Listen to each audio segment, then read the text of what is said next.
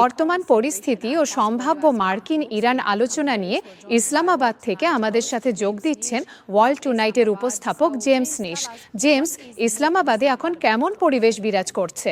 মনে হচ্ছে ইসলামাবাদের দ্বিতীয় দফার আলোচনার আশা খুব দ্রুতই ম্লান হয়ে যাচ্ছে।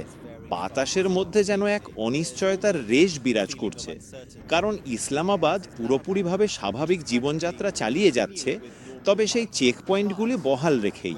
তাই ইসলামাবাদের মানুষজন কেবল স্বাভাবিকভাবেই জীবনযাপন করে যাচ্ছে সেই অনিশ্চয়তার মাঝেই, যা দ্বিতীয় দফার আলোচনাকে ঘিরে তৈরি হয়েছে। কারণ গত ২৪ ঘন্টার ঘটনাবলী, যেমনটা আমরা বলে আসছি, অত্যন্ত পরিবর্তনশীল এবং এটি খুব কৌতূহলোদ্দীপক, কারণ সাম্প্রতিক সপ্তাহগুলোতে উভয় পক্ষের ব্যবহৃত ভাষার ওপর আমরা কড়া নজর রাখছি।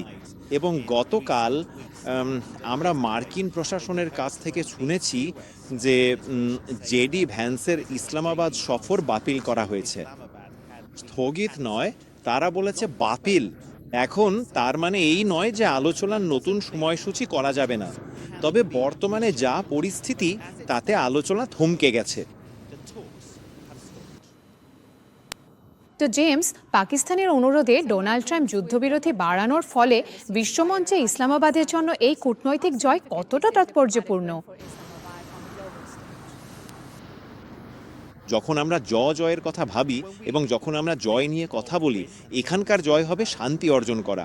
আর মধ্যস্থতাকারী হিসেবে পাকিস্তান ঠিক এটাই অর্জন করার চেষ্টা করতে চায়। এবং আমরা দেখেছি এবং আমাদের সূত্রের মাধ্যমে জানি যে গতকাল পর্দার আড়ালে ব্যাপক আলোচনা হয়েছে।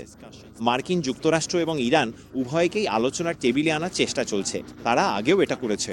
প্রশ্ন ছিল, তারা কি এই দ্বিতীয় দফার জন্য আবারও তা করতে পারবে? যা অত্যন্ত কৌতূহলোদ্দীপক তা হলো মধ্যস্থতাকারী হিসাবে পাকিস্তানের বক্তব্য। কারণ আমার মনে হয় প্রায় প্রথমবারের মতো পাকিস্তানের সরকারি সূত্রের কাছ থেকে একটি স্বীকৃতি পেয়েছি, যখন আমরা স্বরাষ্ট্র মন্ত্রী তারারের সোশ্যাল মিডিয়া সেই পোস্টটি দেখেছি, যেখানে বলা হয়েছে যে ইরান আলোচনার টেবিলে আসার বিষয়টি নিশ্চিত করেনি। এটি ছিল এক ধরনের প্রথম প্রকাশ্য স্বীকৃতি যে এই আলোচনার কোনো সময়সূচি ছিল না। সেখানে প্রত্যাশা আছে এবং আশাও আছে, কিন্তু যেমনটা আমরা সারা সপ্তাহ ধরে বলছি, কোনো তারিখ নেই। আপনার অবশ্যই মনে থাকবে যে মার্কিন যুক্তরাষ্ট্র বলেছিল একটি প্রতিনিধি দল সোমবার এখানে আসবে, তারপর মঙ্গলবার।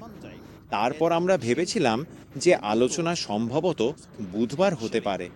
বর্তমানে যা পরিস্থিতি, মার্কিন প্রতিনিধি দল মার্কিন যুক্তরাষ্ট্রেই আছে, ইরানি প্রতিনিধি দল ইরানেই আছে, এবং আমরা জানি যে পাকিস্তানের মধ্যস্থতার প্রচেষ্টা অব্যাহত রয়েছে। তবে তারা আলোচনার টেবিলে বসে কি আলোচনা করবে তা নিয়ে কথা হচ্ছে না। এখানে এখন যা বড় বাধা হয়ে দাঁড়িয়েছে তা হলো হরমুজ প্রণালী, এবং আবারও আমরা অনেক বাগাড়ম্বর এবং অনেক বক্তৃতা দেখেছি।